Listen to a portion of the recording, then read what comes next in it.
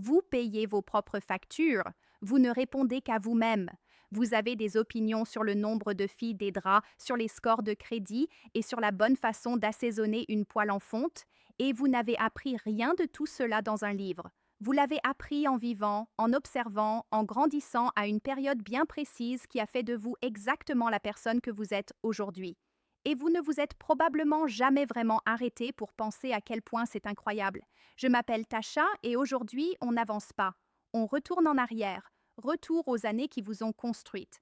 Pas pour creuser quelque chose de lourd, mais simplement pour revisiter les pièces, les habitudes et les moments qui ont fait de vous cette femme qui gère tout comme si elle savait déjà comment faire. Parce que vous ne saviez pas à la naissance.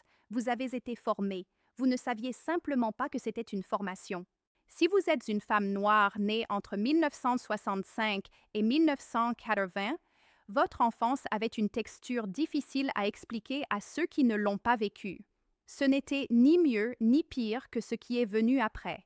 C'était unique. Le monde avait une certaine apparence. Votre maison fonctionnait d'une certaine manière, et les règles que vous suiviez vous ont été transmises sans que personne ne vous les présente comme des règles. Commençons par votre mère. Elle ne faisait pas de longs discours. Elle donnait des instructions courtes.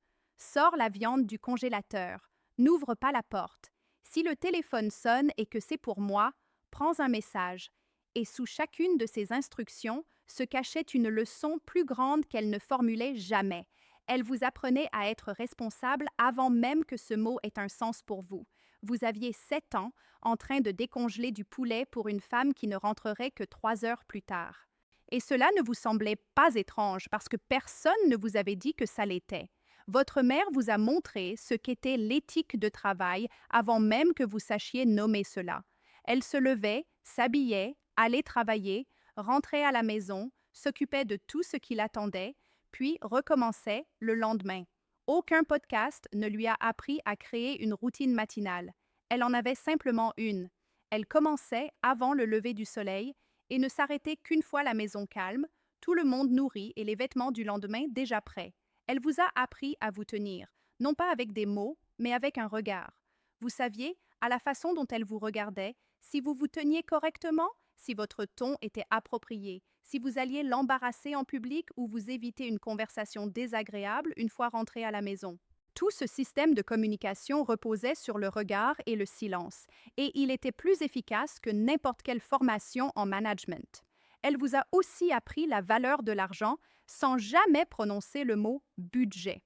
Vous saviez que l'argent comptait parce que vous la voyiez le compter, pas sur une application, mais avec ses mains. Elle savait ce qu'il y avait dans son sac avant même de l'ouvrir. Elle connaissait les prix parce qu'elle les observait depuis des semaines avant d'acheter quoi que ce soit. Elle n'achetait pas sur un coup de tête. Elle planifiait. Et quand elle disait « on verra », vous saviez qu'elle faisait ses calculs dans sa tête et qu'elle reviendrait vers vous. Et parfois, la réponse était non. Et c'était définitif. Vous ne demandiez pas 2 fois.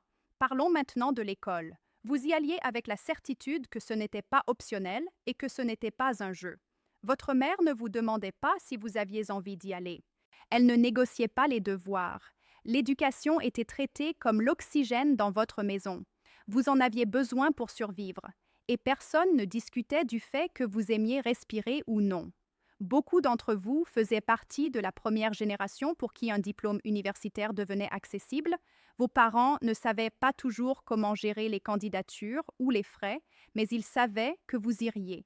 Les détails étaient à vous de résoudre, et vous l'avez fait, parce que c'est ce que vous aviez appris depuis vos 7 ans. L'école était un monde à part entière. Certains enseignants croyaient en vous d'une manière presque intense. Ceux qui vous retenaient après les cours, non pas parce que vous étiez en difficulté, mais parce qu'ils voyaient quelque chose en vous et refusaient de le laisser se perdre. Et puis, il y avait ceux qui n'attendaient pas grand-chose de vous. Vous avez aussi appris d'eux. Vous avez appris ce que ça fait d'être sous-estimé et le plaisir de prouver le contraire sans dire un mot.